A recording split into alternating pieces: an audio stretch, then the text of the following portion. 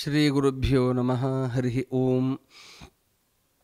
ಯಸ್ಯ ವಾಕ್ಕಾಮಧೇನುರ್ನಃ ಕಾಮಿತಾರ್ಥಾನ್ ಪ್ರಯಚ್ಛತಿ ಸೇವೇತಂ ಜಯಯೋಗೀಂದ್ರಂ ಕಾಮಬಾಣಚ್ಛಿದಂ ಸದಾ. ಆಪಾದಮೂಲಿಪರ್ಯಂತಂ ಗುರುಣಾಂ ಆಕೃತಿಂ ಸ್ಮರೇತ್ ತೇನ ವಿಘ್ನಾಃ ಪ್ರಣಶ್ಯಂತಿ ಸಿದ್ಧ್ಯಂತಿ ಚ ಮನೋರಥಾಃ. ಶ್ರೀ ಗುರುಭ್ಯೋ ನಮಃ. ಹರಿ ಓಂ. ಶ್ರೀಮಟ್ಟೀಕಾಕೃತ್ಪಾದರ ಆರಾಧನಾ ಮಹೋತ್ಸವದ ಅಂಗವಾಗಿ ವಿಶೇಷವಾಗಿ ಶ್ರೀ ಜಯತೀರ್ಥರ ಸ್ತುತಿಯ ಅರ್ಥಾನುಸಂಧಾನವನ್ನು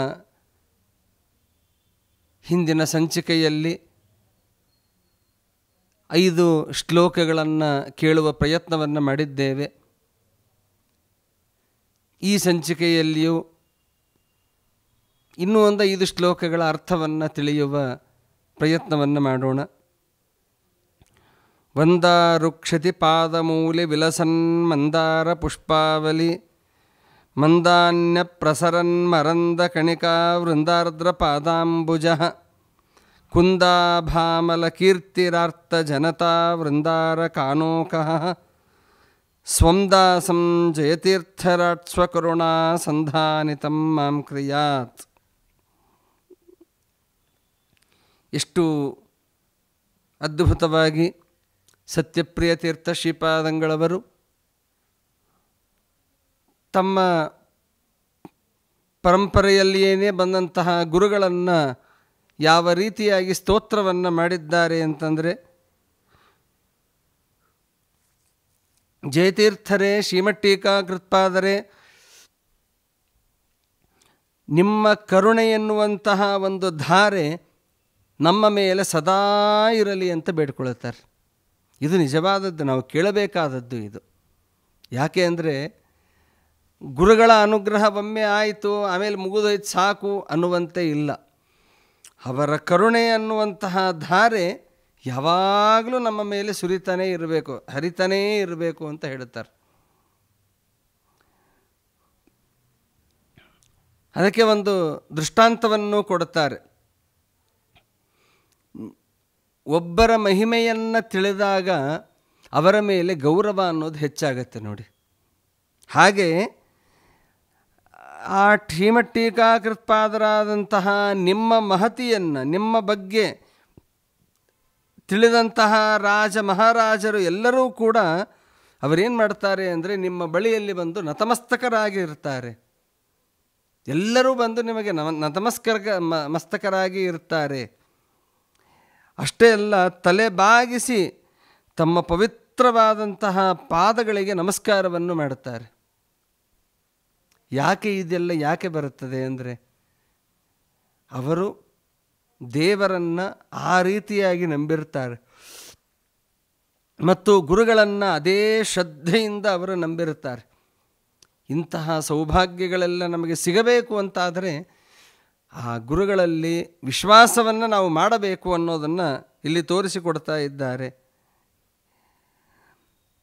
ರಾಜರು ತಲೆಯ ಮೇಲೆ ಮಂದಾರ ಪುಷ್ಪಗಳನ್ನು ಧಾರಣೆಯನ್ನು ಮಾಡಿರ್ತಾರೆ. ಅವೆಲ್ಲ ಸುಲಭ ಅಲ್ಲ, ಅದು ಬಹಳ ಕಷ್ಟ. ಅದು ಮಂದಾರ ಪುಷ್ಪ. ಆ ಮಂದಾರ ಪುಷ್ಪವನ್ನು ತಲೆಯಲ್ಲಿ ಧಾರಣೆಯನ್ನು ಮಾಡಿದಾಗ ಮಾಲೆಗಳಿಂದಾಗಿ ಧಾರಾಕಾರವಾಗಿ ಮಧುರ ರಸ ಅನ್ನೋದು ಸುರಿಯುತ್ತದೆ.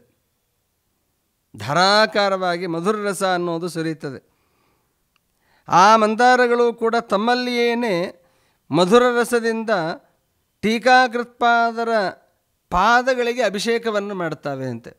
ಯಾಕೆ ಈ ಪ್ರಸಂಗವನ್ನು ಹೇಳ್ತಾ ಇದ್ದಾರೆ ಅಂದರೆ, ಶ್ರೀಮಟ್ಟೀಕಾಕೃತ್ಪಾದರನ್ನು ಕಂಡಂತಹ ರಾಜರು ಮಹಾರಾಜರು ಅವರೆಲ್ಲ ನತಮಸ್ತಕರಾಗಿ ಇರ್ತಾರಲ್ಲ. ನತಮಸ್ತಕರಾಗಿ ಇದ್ದಾಗ ಆ ಸಂದರ್ಭದಲ್ಲಿ ತಲೆಯಲ್ಲಿ ಮಂದಾರ ಪುಷ್ಪವನ್ನು ಹಾಕಿಕೊಂಡಿರ್ತಾರಲ್ಲ. ಹಾಕಿಕೊಂಡಾಗ ಆ ಸುರಿಯುವಂತೆ ಮಂದಾರದ ದ್ರವ ಅದು ಸುರಿಯುವಂತೆ ಅದು ಟೀಕಾರಾಯರ ಪಾದದ ಮೇಲೆಯೂ ಸುರಿಸ್ತಾ ಇರುತ್ತದೆ ಅಂತೆ. ಅದು ಯಾಕೆ ಅಂದರೆ ಅದರ ಮೇಲೆ ಅಷ್ಟು ಆ ಪಾದವನ್ನು ಕಂಡರೆ ಅಷ್ಟು ಭಕ್ತಿ ಅಂತೆ.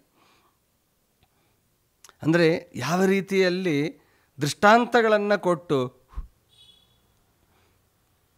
ಆ ಗುರುಗಳ ಮಹಿಮೆಯನ್ನು ಸತ್ಯಪ್ರಿಯ ತೀರ್ಥ ಶ್ರೀಪಾದಂಗಳವರು ಹೇಳ್ತಾ ಇದ್ದಾರೆ ಅನ್ನೋದನ್ನು ನಾವು ತಿಳಿದುಕೊಳ್ಳಬೇಕು. ಅಷ್ಟೇ ಅಲ್ಲ, ಶ್ರೀಮಠ್ ಟೀಕಾಕೃತ್ಪಾದರಿಗೆ ಅತ್ಯಂತ ಕ್ಷಮಾಗುಣ ಅನ್ನೋದು ಇದೆ ಅಂತನ್ನೋದನ್ನು ಇಲ್ಲಿಯೂ ಕೂಡ ನಮಗೆ ತೋರಿಸಿಕೊಟ್ಟಿದ್ದಾರೆ.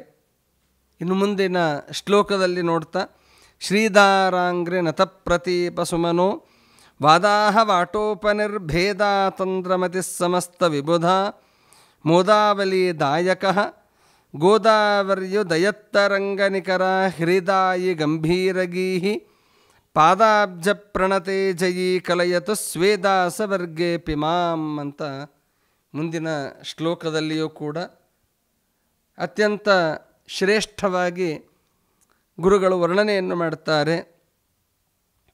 ಯಾವ ಅನುಸಂಧಾನವನ್ನು ನಾವು ಮಾಡಬೇಕು ಅನ್ನೋದನ್ನು ಸತ್ಯಪ್ರಿಯ ತೀರ್ಥರು ನಮಗೆ ತೋರಿಸಿಕೊಡುತ್ತಾರೆ. ಭಗವಂತನಿಗೂ ರಮಾದೇವಿಯರಿಗೂ ವಿಯೋಗ ಅನ್ನೋ ಚಿಂತನೆ ಯಾವ ಕಾಲಕ್ಕೂ ಮಾಡಬಾರದು ಅಂತ ಇದೆ. ಶ್ರೀರಾಮಚಂದ್ರ ಸೀತೆಯನ್ನು ಬಿಟ್ಟು ಇದ್ದ ಅನ್ನುವ ಒಂದು ವಿಷಯವನ್ನು, ವಿಯೋಗದ ಚಿಂತನೆಯನ್ನು ಯಾವ ಕಾಲಕ್ಕೂ ಮಾಡಬಾರದು ಅಂತ ಇದೆ. ವಿಯೋಗದಂಥ ನಟನೆಯನ್ನು ಮಾಡ್ತಾನೆ ವಿನಃ ಭಗವಂತನಿಗೂ ಲಕ್ಷ್ಮೀದೇವಿಗೂ ಯಾವುದೇ ತರಹದ ವಿಯೋಗ ಅನ್ನೋದು ಇಲ್ಲ. ಅವರನ್ನು ನಿತ್ಯಾವಿಯೋಗಿಗಳು ಅಂತ ಕರೀತಾರೆ. ಹಾಗೆ ಲಕ್ಷ್ಮೀದೇವಿಯರಿಗೆ ನಮಸ್ಕಾರವನ್ನು ಮಾಡಬೇಕು. ಅದಕ್ಕೆ ಶ್ರೀಮನ್ಯಾಯಸುಧೆಯಲ್ಲಿ ಒಂದು ಪ್ರಸಂಗವನ್ನು ಟೀಕಾಕೃತ್ಪಾದರು ಹೇಳುತ್ತಾರೆ. ಶ್ಲೋಕವನ್ನು ಮಂಗಳಾಚರಣೆಯನ್ನು ಮಾಡಬೇಕಾದ್ರೆ ಶ್ರೀಯಃಪತ್ತೇ ನಿತ್ಯ ಗಣಿತ ಗುಣಮಾಣಿಕ್ಯ ವಿಷಧ ಪ್ರಭಾಜಾಲೋಲ್ಲಾಸೋಪಹತ ಸಕಲ ವಧ್ಯತಮಸೆ ಅವಧ್ಯತಮಸೆ ಅಂತ ಹೇಳಿ ವರ್ಣನೆಯನ್ನು ಮಾಡ್ತಾ ಶ್ರೀಯಃಪತ್ತೇ ಅಂತ ಹೇಳುತ್ತಾರೆ. ಅಲ್ಲಿ ಎರಡು ಉದ್ದೇಶಕವಾಗಿ, ಒಂದು ವಾಗಭಿಮಾನಿಯಾದಂತಹ ಮಹಾಲಕ್ಷ್ಮೀ ದೇವಿಯರಿಗೂ ಕೂಡ ಒಂದು ಗ್ರಂಥವನ್ನು ರಚನೆಯನ್ನು ಮಾಡಬೇಕಾದರೆ ಲಕ್ಷ್ಮೀದೇವಿಯರಿಗೆ ನಮಸ್ಕಾರವನ್ನು ಮಾಡಬೇಕು ಅಂತ ಇದೆ. ಆದರೆ ಇನ್ನೊಂದು ನಿಯಮವೂ ಇದೆ, ಲಕ್ಷ್ಮೀದೇವಿಯರಿಗೆ ಪ್ರತ್ಯೇಕವಾಗಿ ನಮಸ್ಕಾರವನ್ನು ಮಾಡಬಾರದು ಅಂತಲೂ ಇದೆ. ಹಾಗಾದರೆ ಏನು ಮಾಡಬೇಕು? ನಮಸ್ಕಾರ ಮಾಡಬೇಕು, ನಮಸ್ಕಾರ ಮಾಡಬಾರದು, ಎರಡೂ ಬಂತಲ್ಲ. ಲಕ್ಷ್ಮೀದೇವಿಯರಿಗೆ ನಮಸ್ಕಾರ ಮಾಡಬೇಕು, ಆದರೆ ಪ್ರತ್ಯೇಕವಾಗಿ ಲಕ್ಷ್ಮೀದೇವಿಯರಿಗೆ ನಮಸ್ಕಾರ ಮಾಡಬಾರದು. ಅದಕ್ಕೆ ಶ್ರೀಮಠ್ ಟೀಕಾಕೃತ್ಪಾದರು ಏನು ಮಾಡ್ತಾರೆ? ಶ್ರೀಯಃಪತ್ತೆ, ಲಕ್ಷ್ಮೀದೇವಿಗೆ ಒಡೆಯನಾದ ಭಗವಂತನಿಗೆ ನಾನು ನಮಸ್ಕಾರವನ್ನು ಮಾಡ್ತೇನೆ ಅಂತಂದರು. ಲಕ್ಷ್ಮೀದೇವಿಗೆ ಒಡೆಯ ಅಂತಂದಾಗ ಲಕ್ಷ್ಮೀದೇವಿನೂ ಬಂದಳು. ಆದರೆ ಲಕ್ಷ್ಮೀದೇವಿಯನ್ನು ಪ್ರತ್ಯೇಕವಾಗಿ ನಮಸ್ಕಾರ ಮಾಡುವಂತೆ ಇಲ್ಲ, ಮಾಡಿಲ್ಲ.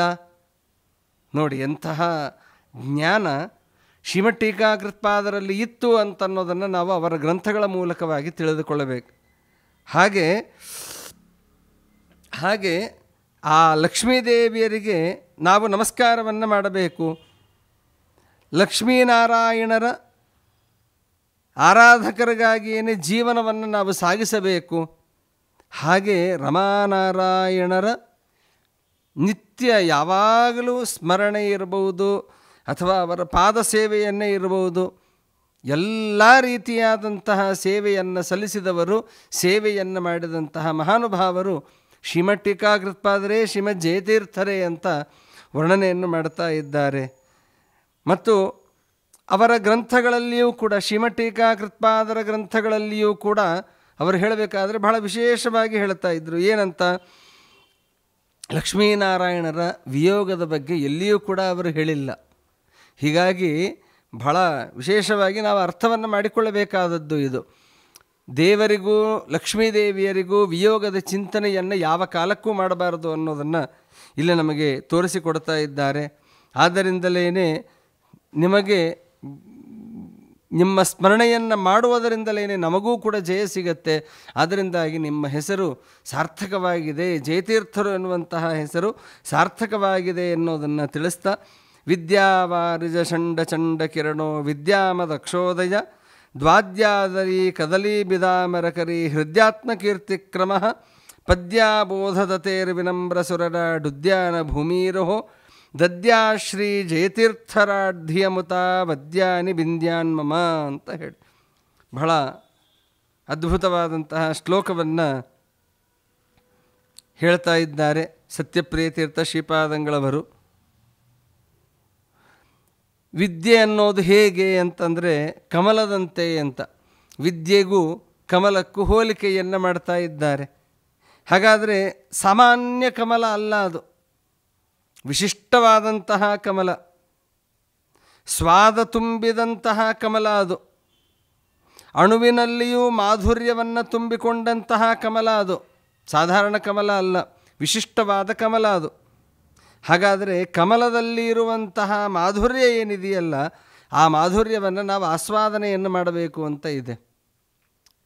ಯಾವುದೇ ಪದಾರ್ಥವನ್ನು ಈಗಿನ ಹಾಗೆ ಅಡುಗೆಯನ್ನು ಮಾಡುವಾಗಲೇ ಉಪ್ಪು ಖಾರ ಸರಿ ಇದೆಯೋ ಇಲ್ವೋ ಅಂತ ಅಲ್ಲೇ ಟೇಸ್ಟ್ ಮಾಡಿ ನೋಡ್ತಾರೆ. ಹಾಗಲ್ಲ, ಅದಲ್ಲ. ದೇವರಿಗೆ ನಿವೇದನೆಯನ್ನು ಮಾಡಿದ ನಂತರದಲ್ಲಿ ನಾವು ಅದನ್ನು ಸ್ವೀಕಾರವನ್ನು ಮಾಡಬೇಕು. ಹಾಗೆ ಆ ಕಮಲದಲ್ಲಿರುವಂತಹ ಮಾಧುರ್ಯ ಇದೆಯಲ್ಲ, ಅದನ್ನು ಆಸ್ವಾದನೆಯನ್ನು ಮಾಡಬೇಕು. ಆ ಆಸ್ವಾದನೆಯನ್ನು ಮಾಡಬೇಕು ಅಂತಾದರೆ ನಮ್ಮ ಕಡೆಯಿಂದ ಅದು ಸಾಧ್ಯ ಇಲ್ಲ, ಆಸ್ವಾದನೆಯನ್ನು ಮಾಡೋದಕ್ಕೆ ಸಾಧ್ಯ ಇಲ್ಲ. ಯಾಕೆ? ಮೊದಲಿಗೆ ಅದು ಅರಳಬೇಕಲ್ವ. ಅರಳಿದಾಗ ಅದು ದೊಡ್ಡದಾಗಿ ಆದಾಗ ಆಗ ಮಾತ್ರ ಆಸ್ವಾದಿಸೋದಕ್ಕೆ ಸಾಧ್ಯ. ಹಾಗಾದರೆ ಅರಳಬೇಕು ಅಂತಾದರೆ ಈಗಿನ ಪ್ರಸಂಗದಲ್ಲಿರುವಂತಹ ಬಿಸಿಲೇನಿರುತ್ತದೆ, ಸ್ವಲ್ಪ ಬಿಸಿಲೇನಾದರೂ ಇದ್ದರೆ ನಡೆಯೋದಿಲ್ಲ. ಅದಕ್ಕೆ ಪ್ರಖರವಾದಂತಹ ಬಿಸಿಲು ಬೇಕು. ಕಮಲಗಳು ಉತ್ತಮವಾದ ಮಾಧುರ್ಯವನ್ನು ಕೊಡಬೇಕು ಅಂತಾದರೆ ಅತ್ಯಂತ ಶ್ರೇಷ್ಠವಾದ ಪ್ರಖರವಾದಂತಹ ಸೂರ್ಯನ ಕಿರಣಗಳು ಬೇಕು ಅದಕ್ಕೆ. ಯಾವಾಗ ಸೂರ್ಯನ ಕಿರಣಗಳು ಪ್ರಖರವಾಗಿ ಬರ್ತಾವೆಯೋ ಆಗ ಮಾತ್ರವೇ ಕಮಲ ಅನ್ನೋದು ಅರಳುತ್ತೆ. ಅದೇ ರೀತಿಯಲ್ಲಿ ಶ್ರೀಮಠೀಕಾಕೃತ್ಪಾದರು ಕೂಡ ಅವರ ಗ್ರಂಥಗಳು ಇದೆ. ಆ ಗ್ರಂಥಗಳು ನಮಗೆ ಅರ್ಥವಾಗಬೇಕು ಅಂತಾದರೆ ಪ್ರಖರರಾದಂತಹ ಶ್ರೀಮಠೀಕಾಕೃತ್ಪಾದರ ಜಯತೀರ್ಥರ ಒಂದು ವ್ಯಾಖ್ಯಾನ ಅವುಗಳು ಇದ್ದರೆ ಮಾತ್ರವೇ ನಮಗೆ ಅರ್ಥವಾಗತ್ತೆ, ಇಲ್ಲ ಅಂದರೆ ನಮಗೆ ಅರ್ಥವಾಗೋದಕ್ಕೆ ಸಾಧ್ಯವೇ ಇಲ್ಲ ಅಂತ ಹೇಳ್ತಾ ಇದ್ದಾರೆ. ಅರ್ಥವೇ ಆಗೋದಿಲ್ಲ ಅಂತೇಳಿ. ಆದ್ದರಿಂದಾಗಿ ಆ ಕಮಲ ಯಾವ ರೀತಿಯಲ್ಲಿ ಅರಳಬೇಕೋ, ಪ್ರಖರವಾದ, ಅದಕ್ಕಾಗಿ ಸೂರ್ಯನ ಪ್ರಖರವಾದ ಕಿರಣಗಳು ಬೇಕೋ, ಅದರಂತೆ ಶ್ರೀಮದಾಚಾರ್ಯರು ವೇದವ್ಯಾಸ ದೇವರಿಂದ ರಚಿತವಾದಂತಹ ಯಾವ ಗ್ರಂಥಗಳನ್ನು ನಮಗೆ ಅರ್ಥ ಮಾಡಿಕೊಳ್ಳಬೇಕಾದರೆ ಆ ಶ್ರೀಮಠೀಕಾಕೃತ್ಪಾದರಿಂದ ರಚಿತವಾದಂತಹ ವ್ಯಾಖ್ಯಾನ ಅದು ಅವಶ್ಯವಾಗಿ ಬೇಕೇ ಬೇಕು ಅನ್ನುವಂತಹ ಮಾತನ್ನು ಇಲ್ಲಿ ನಮಗೆ ತೋರಿಸಿಕೊಡ್ತಾ ಇದ್ದಾರೆ. ಮುಂದಿನ ಶ್ಲೋಕದಲ್ಲಿ ಹೇಳ್ತಾ, ಆಭಾಸತ್ವಮಿಯಾಯ ತಾರ್ಕಿಕಮತಂ ಪ್ರಾಭಾಕರ ಪ್ರಕ್ರಿಯಾ ಶೋಭಾಂನೈವ ಬಭಾರದೂರನಿಹಿತ ವೈಭಾಷಿಕಾದ್ಯುಕ್ತಯಃ ಹ್ರೀಭಾರೇಣ ನತಾಶ್ಚ ಸಂಕರಮುಖಾಃ ಕ್ಷೋಭಾಕರೋ ಭಾಸ್ಕರಃ ಶ್ರೀಭಾಷ್ಯಂ ಜಯಯೋಗಿನಿ ಪ್ರವದತಿ ಸ್ವಾಭಾವಿಕೋದ್ಯನ್ಮತೌ. ಶ್ರೀಮಠೀಕಾಕೃತ್ಪಾದರ ಜ್ಞಾನ ಎಂತಹದ್ದು ಅನ್ನೋದನ್ನು ಇಲ್ಲಿ ವರ್ಣನೆಯನ್ನು ಮಾಡ್ತಾ ಇದ್ದಾರೆ. ಸ್ವಾಭಾವಿಕವಾದಂತಹ ಜ್ಞಾನ ಅವರಿಗೆ, ಅಂದರೆ ಯಾರ ಅಪೇಕ್ಷೆಯೂ ಇಲ್ಲದೆ ಬಂದಿದೆ ಅಂತ ಅರ್ಥ ಅಲ್ಲ. ಆ ಪರಮಾತ್ಮನನ್ನು ಸಂತೋಷಪಡಿಸಿ ಪರಮಾತ್ಮನ ಪ್ರೀತಿಯಿಂದ ಪ್ರಸನ್ನರಾದಂತಹ ಅಕ್ಷೋಭ್ಯತೀರ್ಥರೇ ಮೊದಲಾದಂತಹ ಗುರುಗಳಿಂದ ಸಂಪಾದಿತವಾದಂತಹ ವಿದ್ಯೆ ಇದೆಯಲ್ಲ, ಆ ವಿದ್ಯೆ ಅದು ಅಂತ ಹೇಳುತ್ತಾರೆ. ವಿದ್ಯೆ ಅನ್ನೋದು ಸಂಪಾದನೆಯನ್ನು ಮಾಡಬೇಕಾದರೆ ಒಂದು ಮಾತಿದೆ, ಆಚಾರ್ಯಾತ್ ಪಾದಮಾಧತ್ತೆ ಪಾದಂ ಶಿಷ್ಯ ಸ್ವಮೇಧಯ ಪಾದಂ ಸದ್ಬ್ರಹ್ಮಚಾರಿಭ್ಯ ಪಾದಂ ಕಾಲಕ್ರಮೇಣ ಚ. ಒಂದು ಭಾಗವನ್ನು ಪಾಠವನ್ನು ಮೊದಲಿಗೆ ಗುರುಗಳ ಮೂಲಕವಾಗಿ ಹೇಳಿಸಿಕೊಳ್ಳಬೇಕಂತ. ಈಗೇನೋ ಕನ್ನಡ ಪುಸ್ತಕ ಬಂದಿದೆ ಅಂತ ಹೇಳಿ ಕನ್ನಡ ಪುಸ್ತಕ ಓದಿ ನಾನು ಅಧ್ಯಯನವನ್ನು ಮಾಡಿ ನನ್ನಷ್ಟಕ್ಕೆ ನಾನು ಸುಧಾಮಂಗಲವನ್ನು ಮಾಡ್ಕೊತೇನೆ ಅಂದರೆ ಸಾಧ್ಯ ಇಲ್ಲ. ಅದಕ್ಕೆ ಪುಣ್ಯ ಅನ್ನೋದು ಬರೋದಿಲ್ಲ.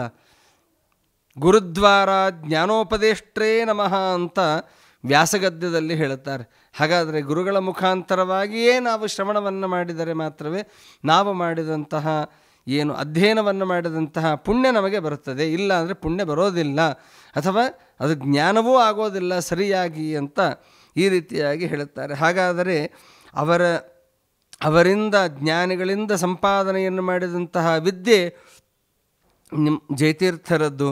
ಹಾಗಾದರೆ ಅದನ್ನೇ ಇಲ್ಲಿ ಸ್ವಾಭಾವಿಕ ಅಂತಲೂ ಕೂಡ ಕರೆದಿದ್ದಾರೆ.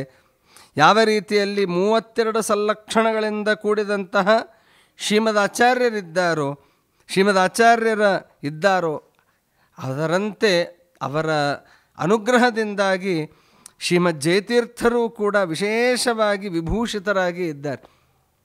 ಜಗತ್ತಿನಲ್ಲಿ ಪ್ರಖ್ಯಾತಿಯನ್ನು ಪಡೆದಿದ್ದಾರೆ ಶ್ರೀಮದ್ ಜಯತೀರ್ಥರು. ಆದ್ದರಿಂದ ಅವರಿಗೆ ಎದುರಾಗಿ ನಿಲ್ಲುವಂತಹ ಪ್ರತಿವಾದಿ ಅವರಿಗೆ ಗೋಚರವೇ ಆಗಲಿಲ್ಲ ಅಂತೆ.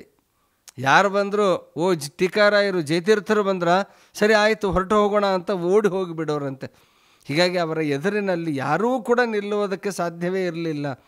ಅಂತಹ ಶ್ರೇಷ್ಠವಾದಂತಹ ಒಂದು ಗ್ರಂಥಗಳು ಶ್ರೀಮದ್ ಟೀಕಾಕೃತ್ಪಾದರು ರಚನೆಯನ್ನು ಮಾಡಿದ್ದಾರೆ ಅಂತ ಹೇಳ್ತಾ ಮುಂದಿನ ಶ್ಲೋಕದಲ್ಲಿ ಬಂಧಾನ ಸರಸಾರ್ಥ ಶಬ್ದ ವಿಲಸತ್ ಬಂಧಾಕರಣಾಂಗಿರ ಮಿಂಧಾನೋರ್ಕ ವಿಭಾಪರಿ ಭವಜರಿ ಸಂಧಾಯಿನ ತೇಜಸ ವೃಂಧಾನೋ ಯಶಸಾದಿಶಕ್ಕವಿಶಿರ ಸಂಧಾರ್ಯಮಾಣೇ ನಮೆ ಸಂಧಾನಂ ಸಜಯೀ ಪ್ರಸಿದ್ಧ ಹರಿಸಂಬಂಧಾಗಮಸ್ಯ ಕ್ರಿಯಾತ್.